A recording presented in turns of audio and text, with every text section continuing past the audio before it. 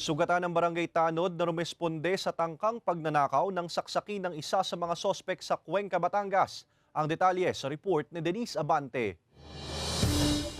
Bakas pa ang dugo sa kutsilyong ito na ginamit sa pananaksak sa 46 anyos na barangay Tanod sa barangay Dalipit East, Cuenca, Batangas. Ayon sa pulisya, nakita umano ng caretaker ng bahay sa CCTV footage na may dalawang umano'y lalaki na pumasok at tinangkang magnakaw sa binabantayang bahay. Agad daw humingi ang caretaker ng tulong mula sa mga barangay Tanod sa lugar. Nagpang-abot umano ang mga suspect at ang Tanod at doon na nangyari ang pananaksak. Most probably, he was trying to escape, but then nakasalubong niya po yung isang tanod. So he tried to go back, pero nakaraan na po.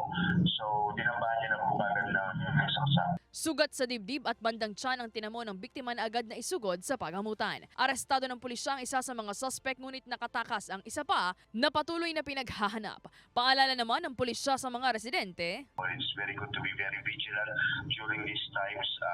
Always check your CCTVs or your place. Kung meron pong kailangan, always do not hesitate to call the authorities, the police, or your barangay officials para po maka-assist. Sinisika pa ng GMA Regional TV, Balitang Southern Tagalog na makuhanan ng pahayag ang biktima at ang nahuling suspect. Denise Abante, Balitang Southern Tagalog.